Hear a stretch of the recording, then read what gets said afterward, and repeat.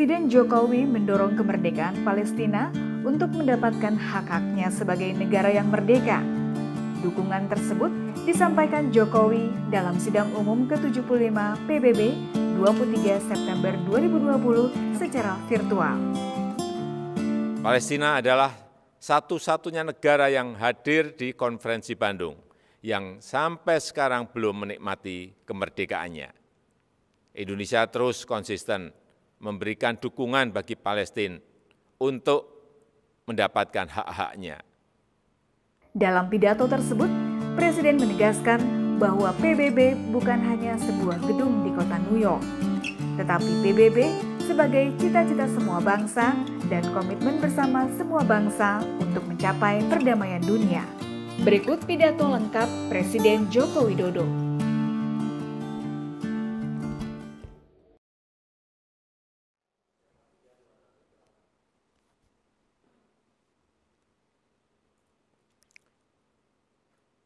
Yang Mulia Presiden Majelis Umum PBB, Yang Mulia Sekretaris Jenderal PBB, Yang Mulia para pemimpin negara-negara anggota PBB, tahun ini genap 75 tahun usia PBB. 75 tahun yang lalu PBB dibentuk agar perang besar, Perang Dunia Kedua tidak terulang kembali. 75 tahun yang lalu PBB dibentuk agar dunia bisa lebih damai, stabil dan sejahtera. Karena perang tidak akan menguntungkan siapapun. Tidak ada artinya sebuah kemenangan dirayakan di tengah kehancuran. Tidak ada artinya menjadi kekuatan ekonomi terbesar di tengah dunia yang tenggelam. Pimpinan sidang yang terhormat, di usia PBB yang ke-75 ini, kita patut bertanya, apakah dunia yang kita impikan tersebut sudah tercapai? Saya kira jawaban kita sama, belum. Konflik masih terjadi di berbagai belahan dunia. Kemiskinan dan bahkan kelaparan masih terus dirasakan. Prinsip-prinsip piagam PBB dan hukum internasional kerap tidak diindahkan, termasuk penghormatan terhadap kedaulatan dan integritas wilayah. Kita semua prihatin melihat situasi ini. Keprihatinan kita menjadi semakin besar di saat pandemi COVID-19 ini. Di saat seharusnya kita semua bersatu padu, bekerja sama melawan pandemi, yang justru kita lihat adalah masih terjadinya perpecahan dan rivalitas yang semakin menajam. Padahal kita seharusnya bersatu padu, selalu menggunakan pendekatan win-win pada hubungan antar negara yang saling menguntungkan. Kita tahu dampak pandemi ini sangat luar biasa, baik dari sisi kesehatan maupun sosial ekonomi. Kita juga paham virus ini tidak mengenal batas negara. No one is safe until everyone is.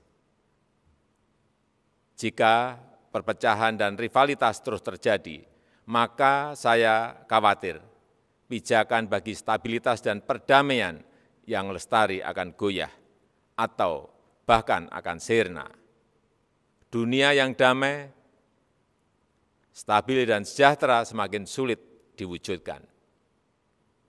Yang Mulia, tahun ini Indonesia juga merayakan kemerdekaan yang ke-75 tahun. Dan sudah menjadi tekad kami, Indonesia terus berkontribusi bagi perdamaian dunia sesuai amanah konstitusi. Indonesia akan terus memainkan peran sebagai bridge builder, sebagai bagian dari solusi. Secara konsisten, komitmen ini terus dijalankan Indonesia, termasuk saat Indonesia duduk sebagai anggota Dewan Keamanan PBB. Spirit kerjasama akan selalu dikedepankan Indonesia, spirit yang menguntungkan semua pihak tanpa meninggalkan satu negara pun. No one, no country should be left behind. Persamaan derajat inilah yang ditekankan oleh Bapak Bangsa Indonesia, Soekarno, Bung Karno, saat konferensi Asia Afrika di Bandung tahun 1955 yang menghasilkan Dasar-Sila Bandung. Hingga kini, prinsip Dasar-Sila Bandung masih sangat relevan, termasuk penyelesaian perselisihan secara damai, pemajuan kerjasama, dan penghormatan terhadap hukum internasional. Palestina adalah satu-satunya negara yang hadir di konferensi Bandung yang sampai sekarang belum menikmati kemerdekaannya. Indonesia terus konsisten memberikan dukungan bagi Palestina untuk mendapatkan hak-haknya. Di kawasan kami sendiri, bersama negara-negara ASEAN lainnya, Indonesia terus menjaga Asia Tenggara sebagai kawasan yang damai, stabil, dan sejahtera. Pada hari jadinya yang ke-53, 8 Agustus 2020 yang lalu, ASEAN kembali menegaskan komitmennya untuk terus menjaga perdamaian dan stabilitas kawasan. Spirit kerjasama dan perdamaian inilah yang kemudian didorong Indonesia ke kawasan yang lebih luas, kawasan Indo-Pasifik melalui ASEAN Outlook on the Indo-Pacific. Yang mulia, melihat situasi dunia saat ini, izinkan saya menyampaikan beberapa pemikiran. Yang pertama, PBB harus senantiasa berbenah diri, melakukan reformasi, revitalisasi, dan efisiensi. PBB harus dapat membuktikan bahwa multilateralism delivers, termasuk pada saat terjadinya krisis. PBB harus lebih responsif dan efektif dalam menyelesaikan berbagai tantangan global. Dan kita semua memiliki tanggung jawab untuk terus memperkuat PBB, agar PBB tetap relevan dan semakin kontributif sejalan dengan tantangan zaman. PBB bukanlah sekedar sebuah gedung di kota New York, tapi sebuah cita-cita dan komitmen bersama seluruh bangsa untuk mencapai perdamaian dunia dan kesejahteraan bagi generasi penerus. Indonesia memiliki keyakinan yang tidak tergoyahkan terhadap PBB dan multilateralisme. Multilateralisme adalah satu-satunya jalan yang dapat memberikan kesetaraan.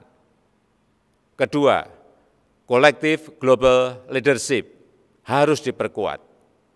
Kita paham bahwa dalam hubungan antar negara, dalam hubungan internasional, setiap negara selalu memperjuangkan kepentingan nasionalnya. Namun, jangan lupa, kita semua memiliki tanggung jawab untuk kontribusi menjadi bagian dari solusi bagi perdamaian, stabilitas, dan kesejahteraan dunia. Disinilah dituntut peran PBB untuk memperkokoh kolektif global leadership. Dunia membutuhkan spirit kolaborasi dan kepemimpinan global yang lebih kuat untuk mewujudkan dunia yang lebih baik. Ketiga, kerjasama dalam penanganan COVID-19 harus kita perkuat, baik dari sisi kesehatan maupun dampak sosial ekonominya. Vaksin akan menjadi game changer dalam perang melawan pandemi. Kita harus bekerja sama untuk memastikan bahwa semua negara mendapatkan akses setara terhadap vaksin yang aman dan dengan harga terjangkau. Untuk jangka panjang, tata kelola ketahanan kesehatan dunia harus lebih diperkuat. Ketahanan kesehatan dunia yang berbasis pada ketahanan kesehatan nasional akan menjadi penentu masa depan dunia. Dari sisi ekonomi, reaktivasi kegiatan ekonomi secara bertahap harus mulai dilakukan dengan melakukan koreksi terhadap kelemahan-kelemahan global supply chain yang ada saat ini. Aktivasi ekonomi harus memprioritaskan kesehatan warga dunia. Dunia yang sehat, dunia yang produktif, harus menjadi prioritas kita. Semua itu dapat tercapai jika semua bekerja sama, dan bekerja sama.